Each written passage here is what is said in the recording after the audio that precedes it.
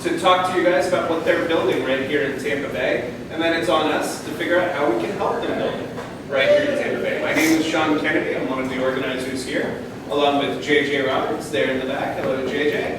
Hello. Danielle Whiteloff, also in the back. Hello, Danielle. Hello. And like 14 or 15 other people who are just on vacation this week, but we wish them well. We also have Carly, who is responsible for the wonderful emails you receive every week telling you who is coming up to present and telling you who has presented, how you can help them in recapping the events we discussed today. If you're not getting those emails, the sign-in sheet is right over by the door there. I promise we do not use that information for anything other than those two emails and very targeted advertisements that appeal to your lifestyle, not the second. But I would like to apologize in advance to you guys, or in retrospect as well. We're having some serious website difficulties right now. A new website has started over, so we are working to bring back the information of those of you who have presented here in the past and those who have applied to present. It is something the team in Kansas City is working very hard on. So any delays, anything like that, I do apologize for. On a lighter note, I'd like to turn it over to my friend Willie. He's going to tell us about Needle and Scratch, a very cool curriculum he's developed to help our youth. Sir? Sean? Yes? Is it possible to adjust it just slightly? No. It's just all about me, but it's a little blurry.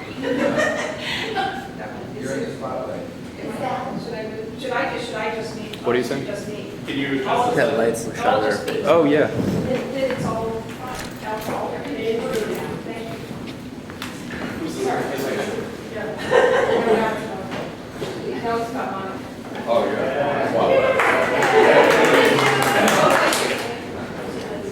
Hello everybody, my name is Willie Harper. I run a multimedia production company which is called Monkey Tongue Productions. What that is that we produce multimedia, which is videos, tutorial videos. Anything that would need to go in your social media marketing is pretty much what my company does. But today I'm here to present to you Needles and Scratch. Now what Needles and Scratch is well, basically where it came from is I have a 9-year-old daughter. This is her, this is Nicole, she's my 9-year-old daughter. She goes to Deer Park Elementary in Tampa, and it's a private school. Now where this idea came from is that I help her with her homework every single day. Now she's really good because she's an A and B student in math and in English. The problem that I've been seeing is that when the test is done, she isn't able to still hold on to the information after the testing. So I found that to be really difficult. And through helping her, I've come to find out that I can't be the only parent who has this issue.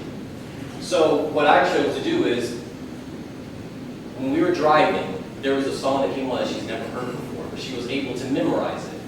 So to me, I figured out through the memorization of music, if I can incorporate a learning tool with that, then she will remember her curriculum even after testing. So then that way, whenever during her life, I won't have to keep retrying to do the same type of learning, and she'll just keep it on. So that's why I came up with Needles and Scratch. What Needles and Scratch is they're two puppets. They do hip-hop, and in hip-hop, it's a learning of doing rhymes, and with the rhymes is learning to do ABCs, 1, 2, 3s, and also with manners. I've also brought in Needles, and she's here to help kids learn through a curriculum called play-based learning. And what play-based learning is to teach kids the fundamentals while playing. Here's Needles. She's one of the puppets. Now, I won't be the puppeteer. Obviously, I have some professionals to do that, so I won't even be doing her voice. But what Needles is she's there to help kids learn without them even knowing it. See, the benefit of playing with kids is they want to play all day, and they don't really want to spend the time learning and sitting down and having teachers regurgitate information to them. So I have designed a way for kids to be entertained, but to learn at the same time, but without even knowing it. Again, this is Needles. She's an MC, and what MCs are is she is the front runner. She is the older sister of two puppets. There is a brother and a sister. Now, the reason why I chose to put her in the front is because to empower little girls that through a lot of things, you see mostly boy-driven stuff. So to give girls empowerment and to let them know that they too can be leaders and they too can be front runners, I chose to put her in the forefront and to put her brother in the back. Now this is Scratch, is her little brother.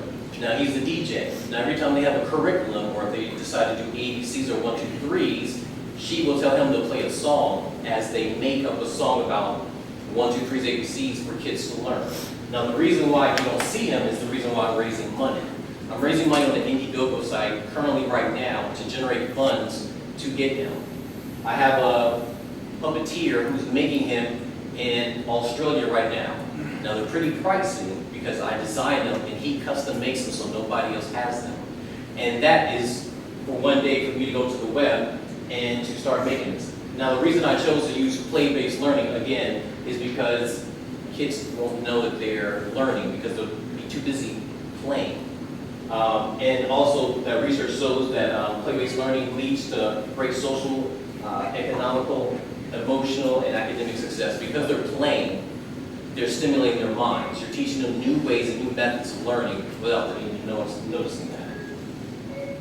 It also helps kids shape their structural design of brains, provides for active exploration. It allows kids to identify, negotiate, take risks, and create meaning.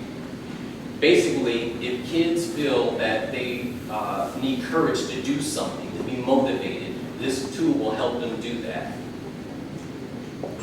Now, my audience is kids ages from 2 to 6. I also made this program for homeschool kids. It's very beneficial to not only teachers, but if you're an at-home mom, because every teacher needs a new updated tool. Sesame Street is great, and all the other ones are great too, but you need updated information. And kids want new ways, obviously, to learn. Now, the next step that I have in my Indiegogo site is, like I said before, my Indiegogo campaign, which is to raise to get Scratch, which is her brother. After that, the campaign, I will be working with teachers. I actually work with some teachers at Deer Park Elementary to get some teachers together and improve, to get some PTA meetings so they can let me know where students are at and different ways of helping them learn so I can get them to the next step. How you can help is to spread the word. Today, if you like, I would prefer that you guys take pictures with her, post it on your social media sites, and then just get the word out there. And also the Indiegogo site to help donate to the cause. This is actually where you can find them all at. And thank you very much. If you have any questions, I'll be here to answer anything.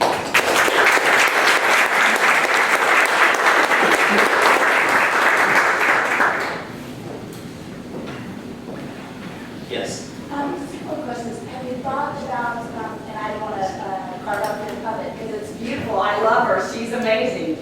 I could so see her being a product line in Walmart some year. And I don't mean that in a negative way, but I just could. So make sure you get her trademarked or copyrighted. Have you ever, is there any kind of way to like slip like an MP3 player into her chest so that you can actually have the music come out of her? That's a good idea. I haven't thought about that. My goal right now is to get them on the web, and that will help generate the funds and the money. Now, if there is a distribution company who would like to take over afterwards, or they have the ability to do that, then yes, that will be an option. I could so see, just the name that just jumps out of my head for you is Montessori. I just think contact Montessori because, you know, it's a private school. They work with preschoolers. They have the funds to be able to get these puppets, you know, into their curriculum. And even further than that, the parents are actively involved enough in their children's lives that I could see it being the take it home kind of platform that you need to be going. Yeah, I will definitely. But I love it. It's great. Thank you so very much. Thank you. Yes, sir. Maybe I misinterpreted it, but why are you having a puppet physically manufactured when it's all digital, right? Like you could have it in an iPad app and, you know, it could be all animated and you can tap around on it. For two reasons. Number one, for them to have interaction with little kids. I feel that little kids will interact more with it as far as the puppetry.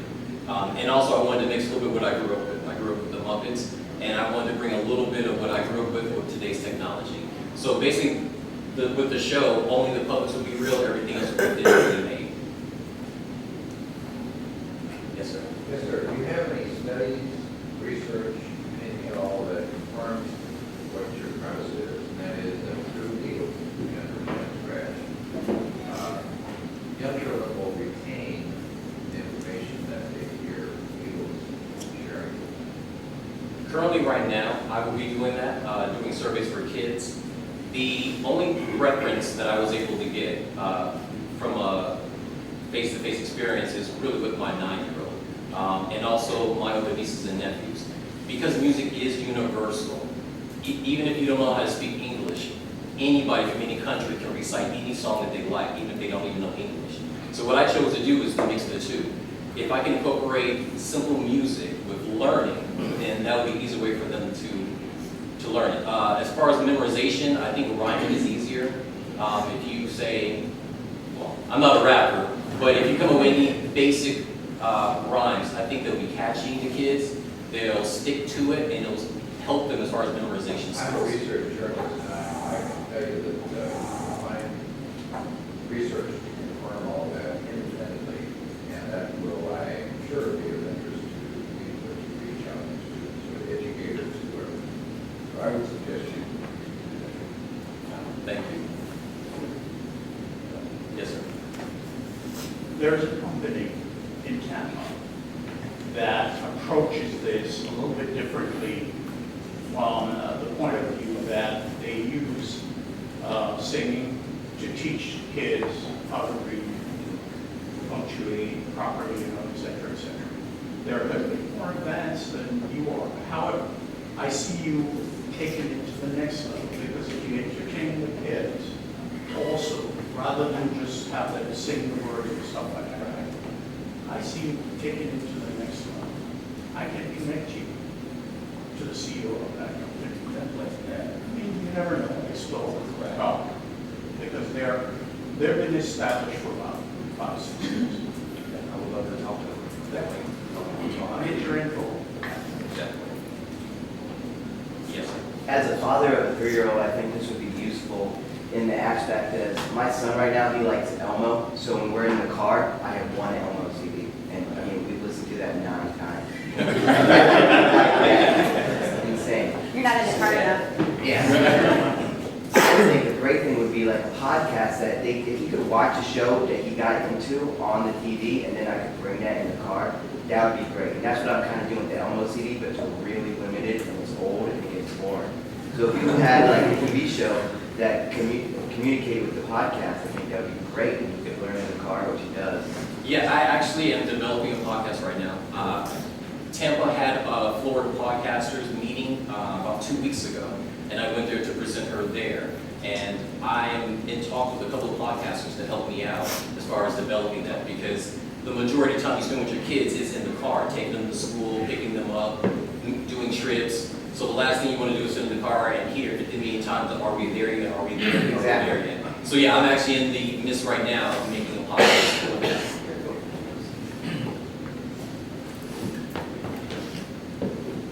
Yes.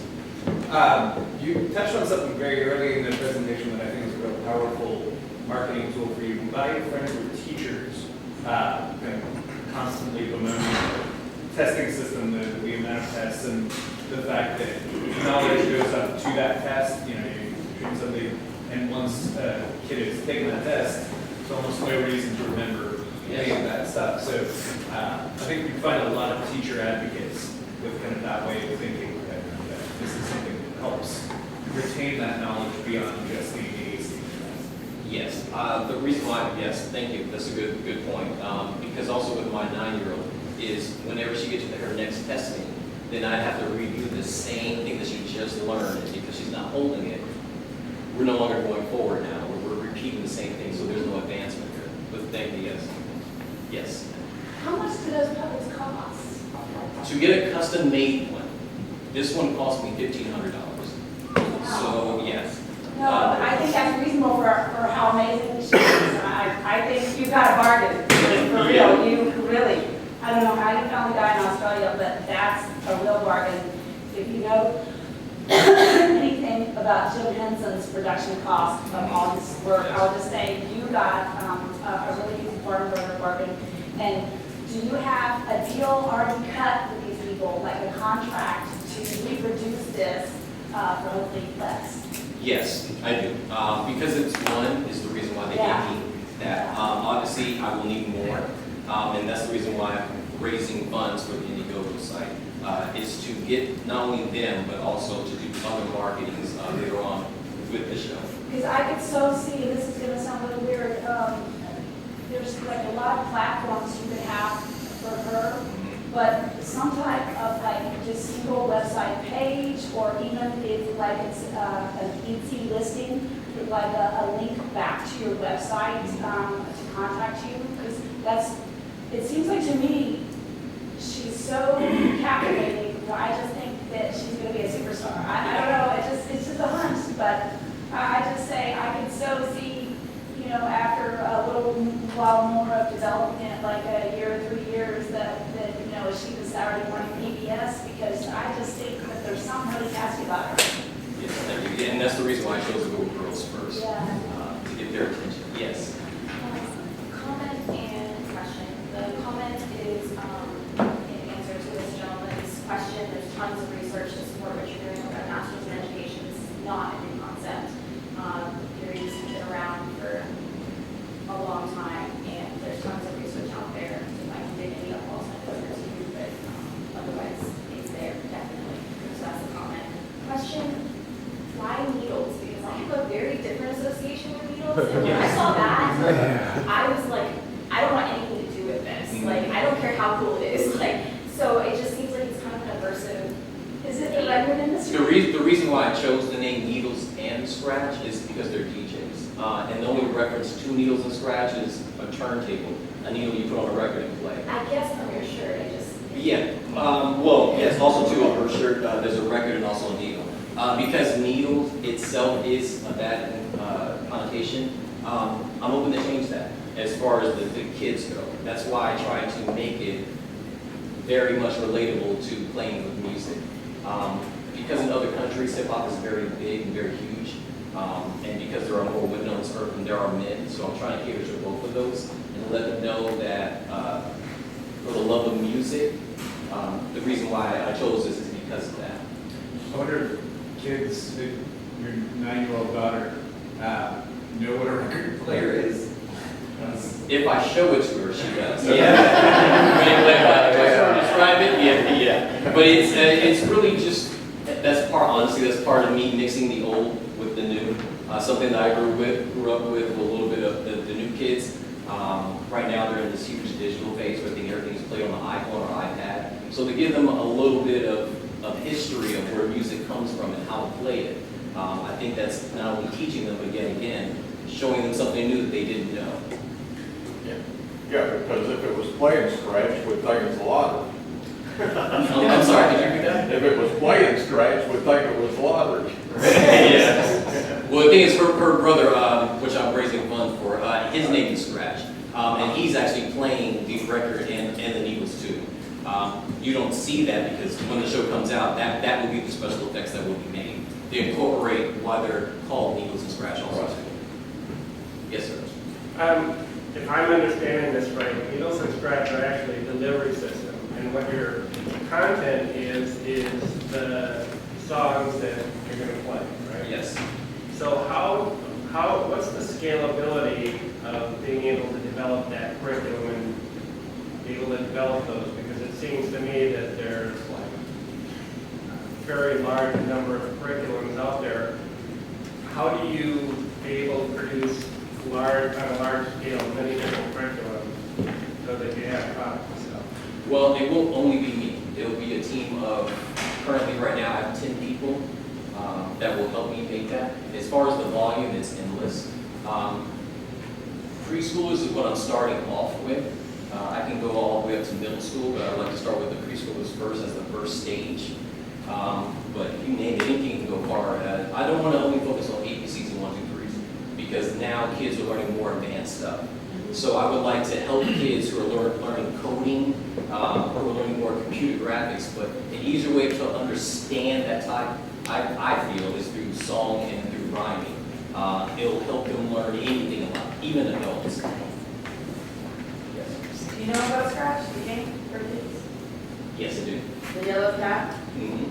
So why would you still go with Scratch if Scratch is already A, a thing, B, a character, C, for kids, and D, has a really good following? Well, that's a very good question. The reason I still chose to go with that is because it's a team, a brother and sister team. So that might have something that I might have to talk to them with to see if there's any issues or legal issues as far as that, because it's not just only focused on him, it's focused on the brother and sister aspect. They may or may not come back to me and say you're going to change the name or any of the legals like that. But because it's music based, changing his name, if that happens to be the argument, won't be a huge issue. It won't take away from the show at all. So that is something that I will have to have talks with them with. But the reason why it hasn't stopped me in the very beginning is because they're a duo instead of just single by itself. Yes, ma'am. Can you demonstrate? You want me to rhyme? I wish I could, yes. But yeah, I'm not a rhymer. Pretend we're 9. Yeah, Right. Preschool is like, Well, with her, I sit down, do it, and then, let's see, she's doing ABCs, then I cut on the music and the songs, and then she goes, hey, hey, hey, how's it going? It's ABC time, yeah, yeah. And then I go into whatever she's learning. Keep going, It could we're be, yeah. O is for orange, and B is for banana, apple is for A, and hey, what you want to say? farm animals. Farm animals, yes. But I have 2 writers who do all that. They can write way better than I can. But I try a little bit because I'll be out here showcasing her. So next time I promise I'll have something ready. Yeah. Any other questions? We love it. Yes, It's sir. great. Thank you so much. Who are you actually selling to? A parent, a school board, a administrator? Currently, right now, I'm selling to 2 markets. Number 1 is preschool teachers. Right now, at Deer Park School, they're cutting budgets for teachers. Other than the arts, teachers are going to have to come out of their pockets to make simple tools for kids. So what I'm focusing on is that we give those teachers an extra tool. So I'm focusing on preschool teachers and at-home moms, because at-home moms, all you have is books, but you don't have anything extra. Not every kid wants to sit down and be regurgitated with information. They want to play and also have fun. So I'm after preschool teachers and also at-home moms. Yes? How do you deliver it? Do you deliver it by web? Do you deliver it by iPhone? Yes, currently right now it's right web. And later on, it will be an app. And then after that, then we'll do podcasting. But for right now, it's through the web, through YouTube. Do you have plans when you deliver it so I can download it? Can any of it be interactive? Yes, it is down. It will be downloaded. And about after the summertime, I'm working on a phase where members who go to their website, if they become a member, it'll be a 1 yearly annual fee. It's what I call homework time. And what that is if there's any issue that a kid has, then the puppets will do a 1-minute video custom for them about how to help them with their homework. Yes, sir. My question about that was what expertise or who are you relying on to develop the lesson plan / scripts? I'm relying on going to PTA meetings currently right now, so then that way I can have teachers on board to help me with the curriculum, to tell me the specific strategies to go with that is where I'm at right now. I'll have a meeting with them in about a week or 2, and they'll actually will sit me down and tell me exactly what steps to go and where to go. So teachers are where I'm going first right now as far as the help, and once I have a meeting with them, then I'll go forward. Yes, sir. I just had a thought. I have an aunt that is, she works for companies that make school books. I wonder if you could partner with a company like that and make this like an add-on for the school books that they're already buying. You know, because they're going to make the content that the kids are going to learn. And you just have this as like a value add. Yes, that actually will, I believe those conversations will happen right after I talked to the school board. I firmly believe if I don't have the school behind me, then all of this effort will be for no reason. Because I need the school board behind me. And before I can do books, before I can do apps, before I can do anything, I need an educational system directly behind me. But yes, that is definitely in the future to make happen. Yes, sir. What's your revenue model?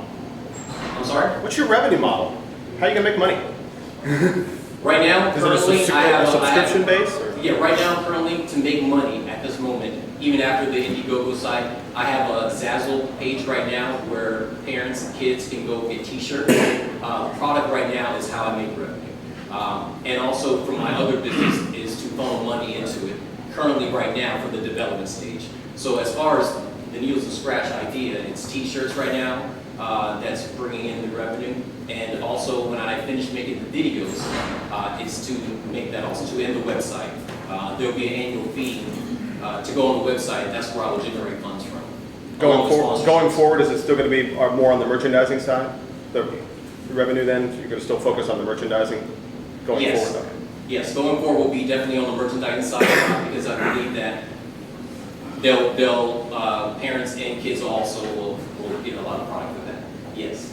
I just want to say I appreciate all your passion behind it and where you're coming as a fellow parent. It's great. If you could just remind the community what we can do for you and how we can further support Needles and Scratch. Yes, for the community, there is two things that would really help me the most.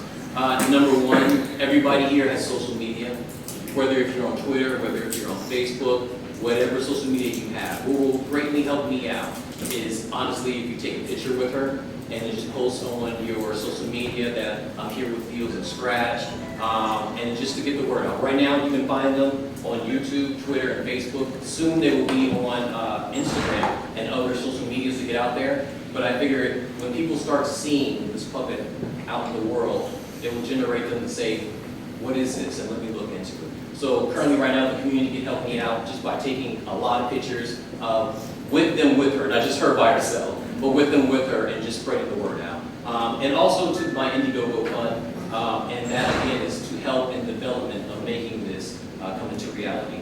Even if I don't meet my goal at the Indiegogo, I'm still going to make it happen. It just will be slower because then I will be putting in my own personal money. It's not wise. Some business people might say it may not be wise to put your own money into something like this, but because I have a 9-year-old and I believe that kids are our future, it's worth me bankrupting myself to make everybody else's kids go to the next level because they're our leaders at the end of the day. So that's why I feel passionate about it, and that's why I'm willing to take any extremes and to make it still happen.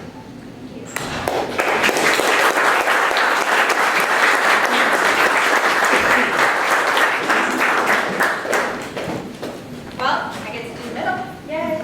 What we always do in the middle, if you're new to this, is we always talk about upcoming events. And if you want links to these events, please be sure to sign up on our email list that Sean mentioned at the beginning. Carly sends out a nice summary of the presenters as well as links to all the different events that are upcoming. There's one that is tonight, Startup Grind. It's at Cowork Ebor. There is information. I know you can register on a couple different Facebook pages about it, or you can go to Eventbrite. But it is a woman who is who's involved with Plum Alley, which is for female entrepreneurs and financing VCs. She's going to share her experience as well as what you can do to further your ventures and get to where you need to go with your business. I believe it's sold out. It is. Oh, it is sold out? Yeah, so you can contact Joy, see if she's any of you. Okay. So, You can tailgate it. Tailgate. there you go. I have it on You know where Perry. Sean's going to be. I have it on Meerkat.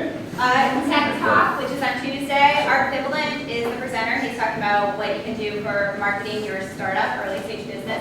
He has been up here and presented in the past about Johnny Straws. He's very animated and his background is marketing. So I expect it to be a spectacular presentation and very interactive.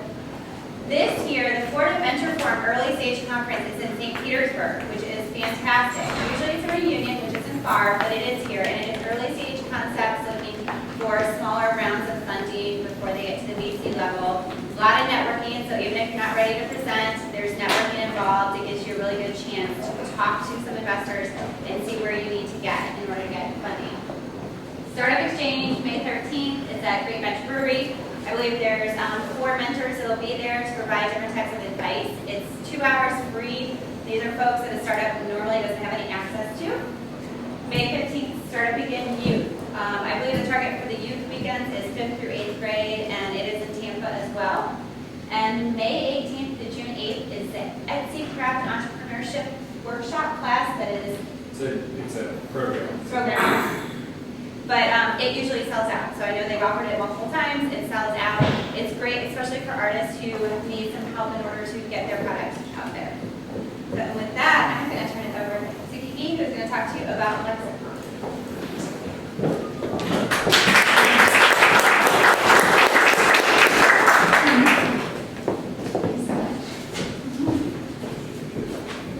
Hi, my name is Kiki, and I'm going to be presenting Lexicon today, which is actually more of a concept than an actual product at the moment. So I hope you'll bear with me. But right now, there is no magazine for women in technology.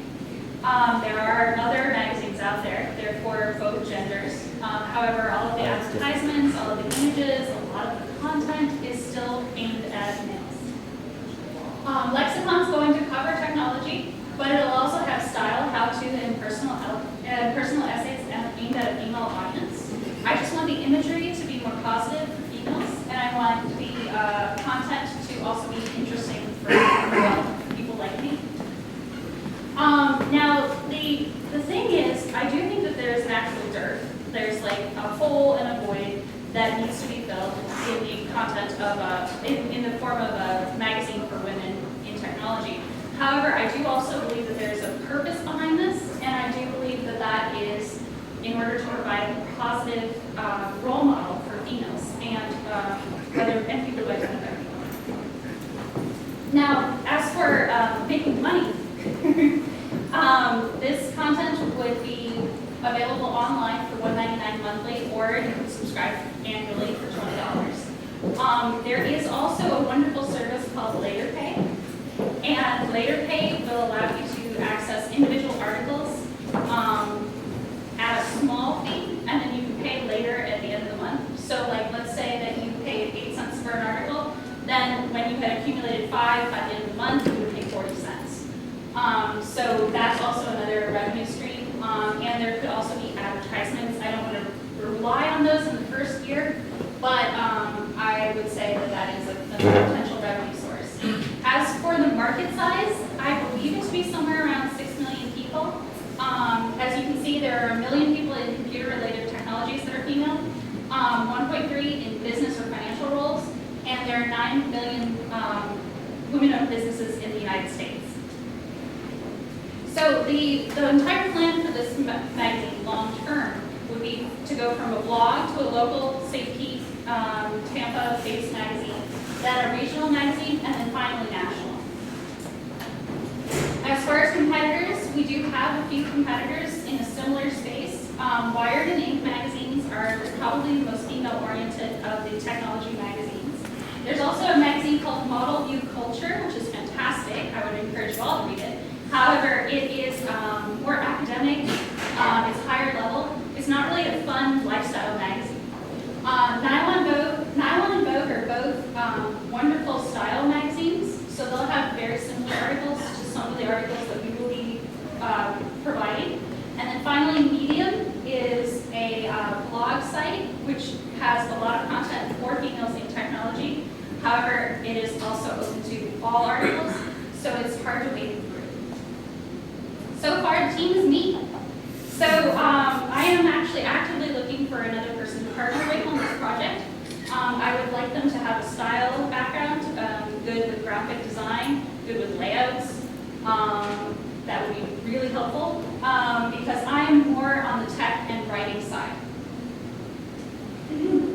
As far as costs for the first year, I'm projecting about 40 grand at the, well, not at the most, but probably if I actually went ahead and paid myself a salary, which it's a wrong salary, but it is a salary nonetheless, then in that case, it would come out to about 4 grand, in which case that means about 1,900 year annual subscriptions in order to cover those costs. So just a tentative schedule for the first year. I would like to launch the blog in June.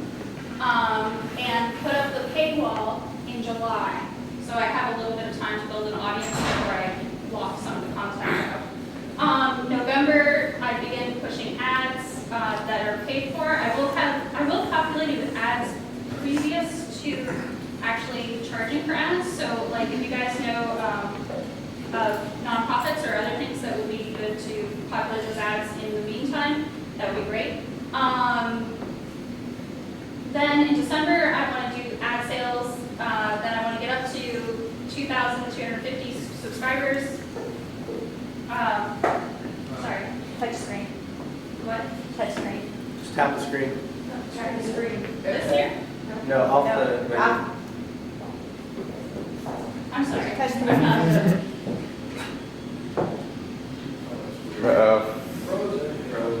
You broke it, Kiki. Yeah. So you should all trust me with technology. Yeah, technology. Okay. Anyway, in the second year, I'm going to start talking about putting out that local print edition. And The next slide on the screen. The next, yeah. there we go. All right.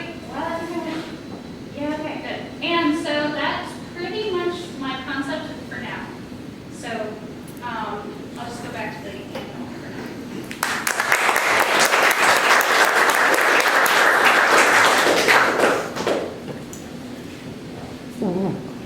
Matt. So there are several technology blogs, I mean, not geared specifically for women, but they are absolutely free to visit, and I believe they're all ad-based. Have you done any research to see if people would actually pay a subscription for technology content? I've done a little bit of searching. It's more common in the EU to pay for technology content, which is where layer pay is from. I think that as long as you make it easier on people, there'll be less of a hesitation to actually pay for it. That's my theory anyway. Obviously, that's going to be tested. So I have done some research into it, and the results are so-so.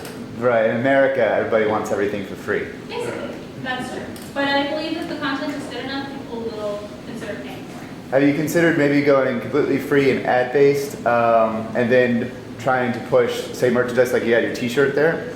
I think a lot of people would be into buying stuff like that. That's true. That's a really good concept, and I will have to test it. Like I said, I'm going to start out free and then add ads gradually. Add the paywalls gradually, so I will be able to have that testing phase at the beginning. Did you have a question? Yeah, I share his opinion. I think in the early going, you'll get a lot more users and viewers. They can come to the site for free and experience the quality of the articles. And then maybe over time have a premium subscription where certain articles or certain features are only available to paying members. So you get a combination of the two. I think that's a really good idea, and one thing I've considered is doing a TLDR version for free of all articles at the very least. And TLDR stands for too long to read, and it's usually a summation of 250 words or less. So a lot of these would be like long form content of more than 1,500 words. So a lot of people wouldn't necessarily read the entire article, they would enjoy a summation of it. So the summation would be pretty long form version would be 8 cents. If you think about creating this female-focused content that you have, and then offering it to the existing organizations that don't offer it, like Wired and Indie, kind of being a columnist or something like that, because that would prove the concept. It'll give the readers who they already have distribution, and you can also work out some sort of a revenue share with them that your space is sponsored through their content, through the context of the marketing and the distribution they already have. That is a really great idea, and one I hadn't considered fully, like hadn't expanded to that point. I have been reaching out to blogs recently, since I had the concept in mind. I've been reaching out to blogs. I recently partnered with Mark Schaefer on his Grow blog, which has I think like every day it gets about, with syndication, it gets about 30,000 views. So that's not a major blog, but it is definitely a presence, a very strong presence. So I've got a monthly feature in that, and then I'm working working on some other features. So actually partnering with a magazine that's already formidable would be a great idea. Yes, thank you. Why stop at technology? Why not go the full STEM route? Because STEM is not aimed at women at all, not many women in that space. And maybe as a minority-owned business, you may be eligible for some federal funding out there. There's a lot of them out there. Okay. That's a Just really a good thought. idea. Yeah, I will have to look into that. I haven't looked that far into like funding, but I will keep that in mind. Thank you. And STEAM is, or STEM or STEAM is a great concept too. I personally have a background in technology as opposed to like mathematics, but it would be good to branch out into those skills. I know there's a couple of new models out, and so one of the things that I get on my email every month is, and I don't even remember what the name of it is, but there's basically a new way to basically on your iPad pull up, like it's subscription based, and it's not for a magazine, it's for all of them. So you would sign up with this subscription to this thing, and then basically what they do is like feed out all these magazines from Wired to Vogue to Newsweek to whoever every month, and it's like a really affordable price where you pay not that. I think it is. I think it is. So you can work with them, and leads on my next question, which is, if you had your perfect view, are you Forbes coming to the house every month, or are you an online magazine with paid subscribers on an iPad? I know that you have to build, like in today's market, like last year alone, 4 or 5 different major teen magazines flopped, which is hard.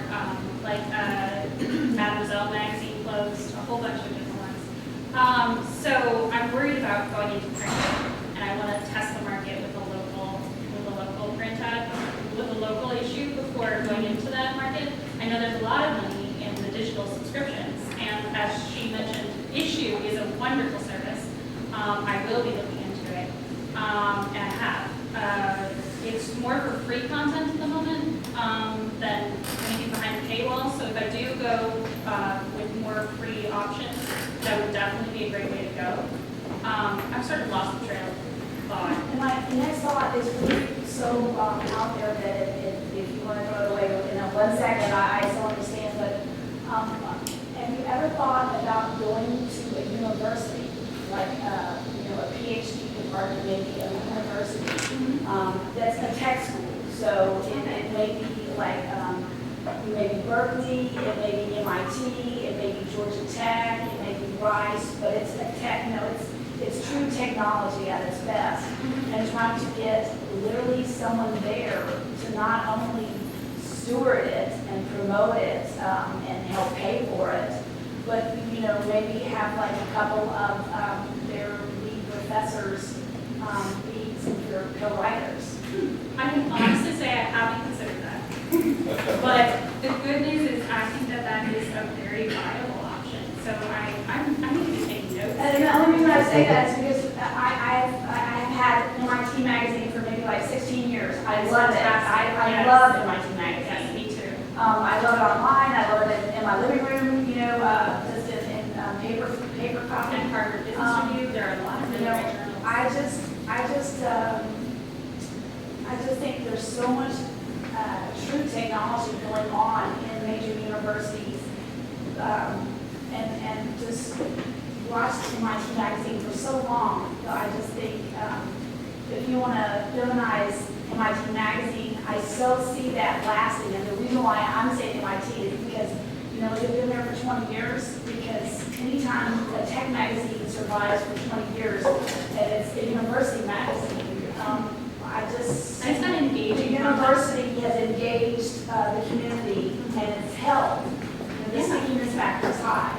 I will have to look into that. Thank you very much. Did you have a question? Yeah, a couple of clients of mine in the magazine business have experienced the same kind of decline in revenues, their print publications. And what they've done over the years is develop different related services or products. And so one of the biggest ones that they've done is conferences on their particular niche. So for example, you could do either a STEM conference or just a technology conference for women and bring in all of your advertisers and then a lot of your subscribers and then others who are interested in it, and have, you know, all of the advertisers might buy a booth or whatever. And so you're getting revenue. In fact, it's become a significant portion of the revenue of these companies. That's really interesting. Well, it takes a while. First, you have to develop your own, you know, subscriber base and advertiser base and whatnot. But once you've got that going, there's a lot of other opportunities to make money. Thank you. Oh, Danielle, is it that time? No, I have a question. Just wasn't sure. Okay. I believe, did you have a question? Yeah. Yeah. Danielle, you want to go? It's not that question. It's not that question. Okay. I'm just curious if you've looked at the decline in the sales market for print magazine, and if you've compared numbers for female magazines versus male magazines. Because you still see women getting them in the mail, looking through them at the stores. The numbers are pretty much equal as far as male versus female decline. However, that isn't true when you go into the teen market. The teen market female decline is very strong for some reason. I guess it's adoption. Women are better adopters of technology than men. Sorry. Did you? Yeah. So, I mean, kudos on the idea because that's currently the, you know, big void in the tech world and everybody wants to have female inclusion in the whole tech community. So kudos to that. Secondly, I just wanted to hit on the 1800 figure of breaking point. Yes. That may kind of lump you into complacency because similar content platforms have about 5% best case scenario of conversion from freemium to paid subscription. So Yes. to actually hit those numbers, you actually need a base of 50,000 people. Exactly. And, And the so market that- size, if you consider 10% of adoption rate, is only 500,000 to 700,000. So Exactly. that is a So- very high conversion rate. So you need a freemium kind of a base to actually get your ad subscription. Because we put a wall right up front.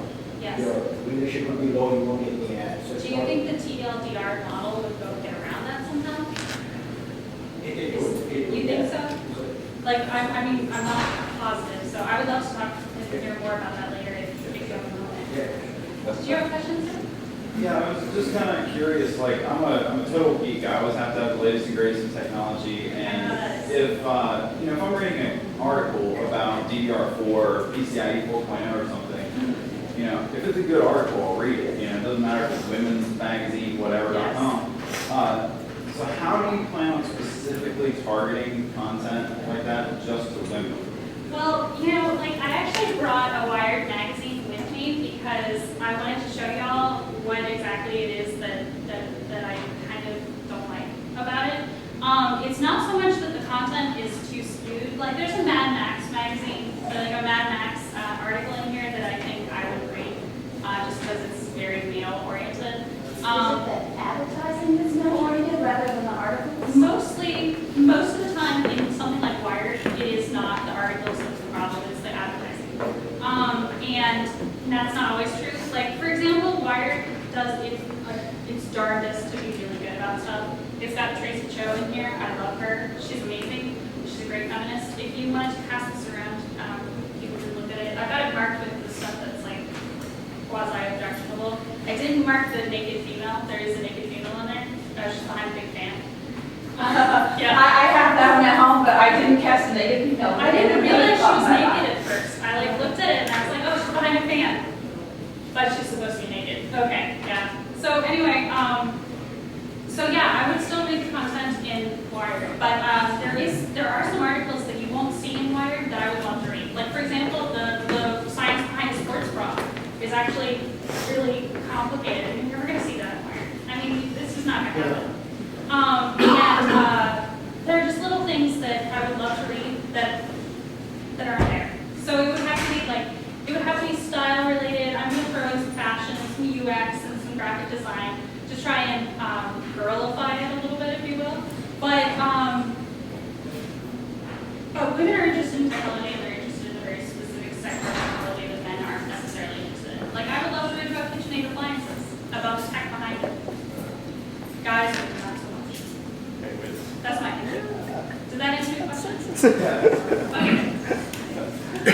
I'm gonna, did you have a question? Yes. I heard you say teen a couple of times. Is your target market grown women or is your target market teen? My target market will be women in the workforce, so older than teens in general.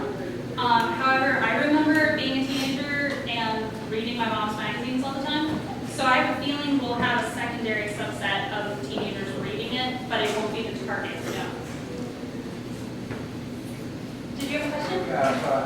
I'm interested in the brand, target audience. From your last comment, I'm hearing that you're really targeting the very specific audience, women, and what the women sector of IT would interest women.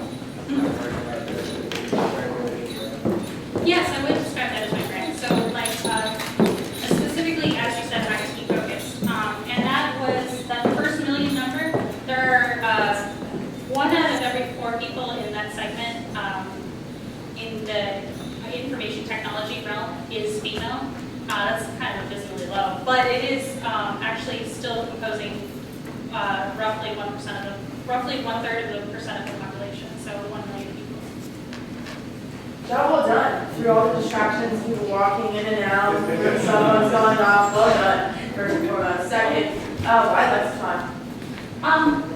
Actually, originally I was thinking ladies UX, Lux, and then I didn't like that. And then I started looking into other things, and I like Lexicon because it's fussy and it's just a personal preference. So the actual URL that I have is l-x.co, and I'm planning on a logo where you can see the letters Lexicon form in l-x.co. So the E is like a little dash, and then the I is upside down. Yeah. So it's more visual, and I don't have the visual for you, so I apologize. Thank you. Either way, well done. Thank you. Are you planning on doing Indiegogo or Kickstarter or anything like that? I have, on the next slide, I have a mini crowdfunding campaign. Just to cover the basic costs, I have a t-shirt for sale. It says technologist. The concept behind the technologist t-shirt is a male or female can wear it, and they're the same thing. Because a lot of times I see, the lady boss shirts, the girl geek shirts, I mean, those are gender-specific terms. You don't have to add girl to them. So this is my political statement t-shirt, I suppose. Did you have a question, sir? Can you talk more about your blog? My blogging is personal currently. It's on Medium. If you go to medium.com/PPShear, or you can read me at a bunch of different places, and I'm trying to it's more my personal stuff. Oh, I was talking about the blog that you said you're going to initially start off as a blog with like 10,000 yes. subscribers. What specific questions do you have? Are you going to be writing your own content, or are you going to be pulling like other content from other magazines, blogs? Go ahead. Oh yeah, sorry. I'm very actively seeking writers because I do want to pull it from multiple sources. I have about 10 people on board at the moment, one of which is an amazing writer. I can't believe she's available. She writes for Fast Company and stuff like that. So if you know any writers, that would be great. Does that answer your question? What I was thinking was you can just be like the hub spot for everything women in tech. And you can pull from other people's blogs and pull articles into your spot, so they can just go to you and read everything about women. More of an aggregator. Yeah. Like an aggregation form would be great. I would love to do that. And it'll be a great marketing play for you. Yeah, that's a good idea. So sort of like a Medium specifically focused on a vertical. Exactly. I tend to disagree on that. There are a lot of wannabe aggregators. Everybody wants to do no work and actually aggregate and make money off it. That sounds pretty good. Where you are that's perfect, generate content, finding content is things, originality, people will flock and stay with you. Because we can get a ton of free stuff online. A lot of aggregating platforms out there.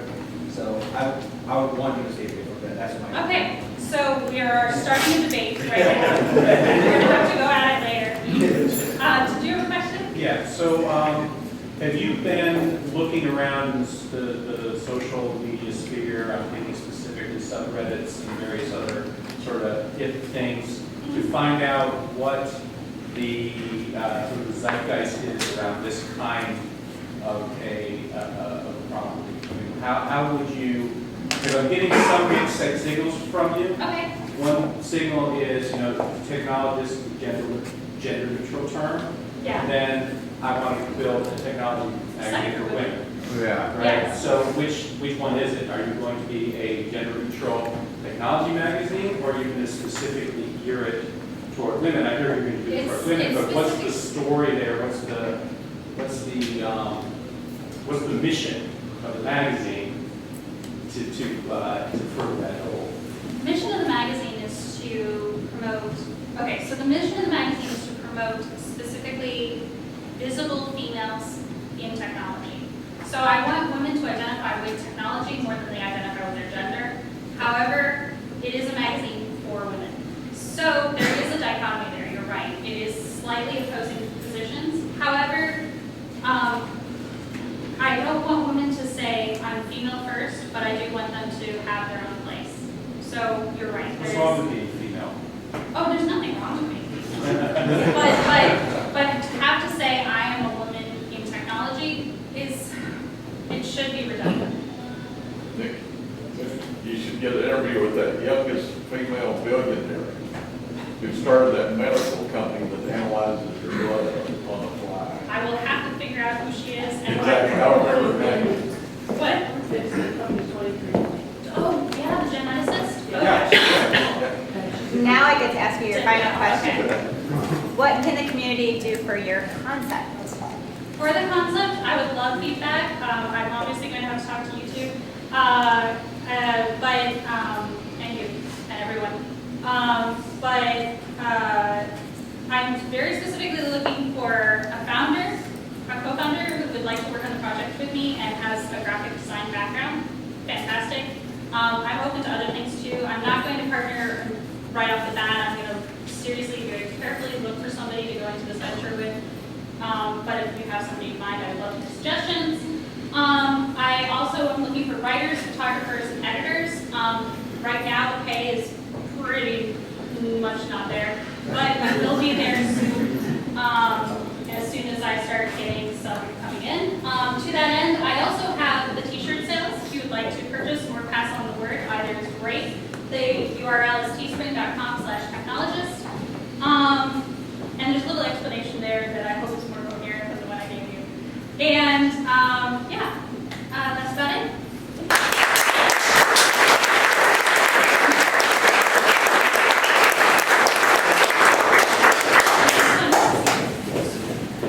Okay, well, thank you guys again for coming to 1 Million Cups. Sign up back there for the email. And I want to apologize once again for the website. We kind of struggled with Kaufman to get it working correctly, but I know they're trying hard. Get yourselves involved in the community, meet people, talk to everybody, and come back next Wednesday. Thanks.